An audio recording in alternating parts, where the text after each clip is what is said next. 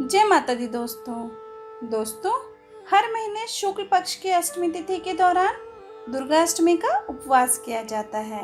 इस दिन श्रद्धालु दुर्गा माता की पूजा करते हैं और उनके लिए पूरे दिन का व्रत करते हैं। दोस्तों, दुर्गा अष्टमी हर महीने आती है, इसलिए इसे मासिक दुर्गा अष्टमी कहते हैं। इस दिन व्रत और पूजा का खास महत्व है। इस दिन पूरे विधि विधान से पूजा करने और व्रत रखने से माँ प्रसन्न होती है।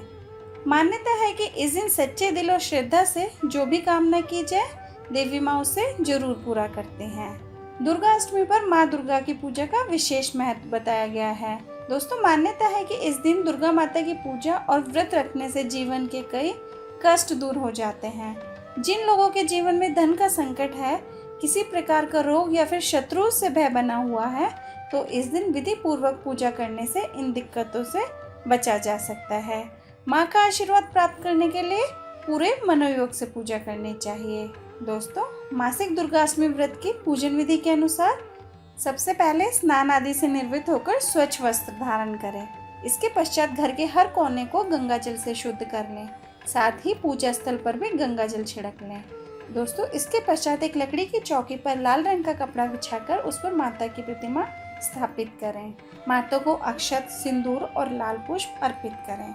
दोस्तों, प्रसाद के रूप में कुछ फल और मिठाइयाँ अवश्य चढ़ाएं। धूप और दीप जलाकर माँ दुर्गा का पाठ करें। आज दुर्गा सप्तशती का पाठ करें और इससे माँ जरूर प्रसन्न होंगी। दोस्तों, विधि पूर्वक पूजा संपन्न कर माता की आरती करें। दोस्तों, व्रत की कथा के अनुसार प्राचीन काल में असुर दंभ को महिषासुर नाम के एक पुत्र की प्राप्ति हुई थी, जिसके भीतर बचपन से ही अमर होने की प्रबल इच्छा हिलोरे ले रही थी। अपनी इसी इच्छा की पूर्ति हेतु उसने अमर होने का वरदान हासिल करने के लिए ब्रह्मा जी की घोर तपस्या की। महिषासुर द्वारा की गई इस कठोर तपस्या से ब्रह्मा जी प्रसन्न भी हुए और उन्होंने वैसा ही किया जैसा महिषासुर चाहता था। ब्रह्मा जी ने खुश होकर उसे मनचाहा वरदान मांगने को कहा। ऐसे में महिषासुर ने, जो सिर्फ अमर होना चाहता था, उसने ब्रह्मा जी से वरदान मांगते हुए खुद को अमर करने के लिए उन्हें बाध्य कर दिया। परंतु ब्रह्मा जी ने महिषासुर को अमरता का वरदान देने की बात यह कहते हुए टाल दी कि जन्म के बाद मृत्यु और मृत्यु के बाद जन्म निश्चित है, इसीलिए अमरता जैसी किसी बात का कोई अस्तित्व ही नहीं है। जिसके बाद ब्रह्मा जी की बात सुनकर महिषासुर ने उनसे एक अन्य वरदान मांगने की इच्छा जताते हुए कहा कि ठीक है स्वामी, यदि मृत्यु होना तय है तो मुझे ऐसा वरदान दे दीजिए कि मेरी मृत्यु किसी स्त्री के हाथ से ही हो। इसके अलावा अन्य कोई दैत्य, मानव या देवता कोई भी मेरा वध ना कर पाए। जिसके बाद ब्रह्मा जी ने महिषासुर को दूसरा वरदान दे दिया।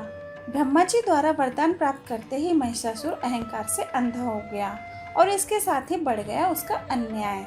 मौत के भय से मुक्त होकर उसने अपनी सेना के साथ पृथ्वीलोक पर आक्रमण कर दिया, जिससे धरती चारों तरफ से त्राहिमाम होने लगी।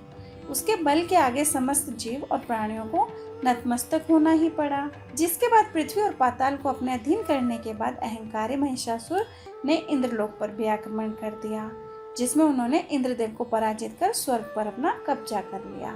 महिषासुर से परेशान होकर सभी देवी देवता त्रिदेवों के पास सहायता के लिए पहुंचे। चूंकि ब्रह्मा जी से वरदान पाकर महिषासुर अत्यंत ताकतवर हो चुका था, जिसका अंत त्रिदेव भी नहीं कर सकते थे, इसीलिए विष्णु जी ने उसके अंत के लिए देवी शक्ति के निर्माण की सलाह दी। जिसके बाद सभी देवताओं ने मिलकर देवी शक्ति को सहायता के लिए पुकारा और इस पुकार को सुनकर सभी देवताओं के शरीर में से निकले तेज ने एक अत्यंत सुंदर सुंदरी का निर्माण किया। उसी तेज से निकली थी माँ आदिशक्ति, जिसके रूप और तेज से सभी देवता भी आश्चर्यचकित रह गए। त्रिदेवों की मदद से निर्मित हुई देवी दुर्गा को हिमवान ने सवारी के लिए सिंह दिया और इसी प्रकार वहां मौजूद सभी देवी देवताओं ने भी माँ को अपना एक एक अस्त्र शस्त्र सौंपे और इस तरह स्वर्ग में देवी दुर्गा को इस समस्या हेतु तैयार किया गया। दोस्तों, माना जाता है कि देवी का अत्यंत सुंदर रूप देखकर महिषासुर उनके प्रति बहुत आकर्षित होने लगा और उसने अपने एक दूत के जरिए देवी के पास विवाह का प्रस्ताव भी पहुंचाया था। अहंकारी महिषासुर की इस ओछी हरकत ने देवी भगवती को अत्यधिक क्रोधित कर दिया, जिसके बाद ही माँ ने महिषासुर को युद्ध के लिए ललकारा। माँ दुर्गा से युद्ध की ललकार सुनकर ब्रह्मा जी से मिले वरदान के अहंकार में अंधा महिषासुर उनसे युद्ध करने के लिए तैयार भी हो गया। इस युद्ध में एक एक करके महिषासुर की संपूर्ण सेना का माँ दुर्गा ने सर्वनाश कर दिया। इस दौरान माना यह भी जाता है कि ये युद्ध पूरे 9 दिनों तक चला था, जिस दौरान असुरों के सम्राट महिषासुर ने विभिन्न रूप धरकर देवी माँ को छलने की कोशिश की थी, लेकिन उसकी सभी कोशिशें आखिरकार नाकामयाब रही और देवी भगवती ने अपने चक्र से इस युद्ध में महिषासुर का सिर काटते हुए उसका वध कर दिया। अतः इस तरह माता दुर्गा के हाथों महिषासुर की मृत्यु संभव हो पाई। दोस्तों, माना जाता है कि जिस दिन माँ भगवती ने स्वर्गलोक, पृथ्वीलोक और पाताल लोक को महिषासुर के पापों से मुक्ति दिलाई, उस दिन से ही दुर्गाष्टमी का पर्व आरंभ हुआ।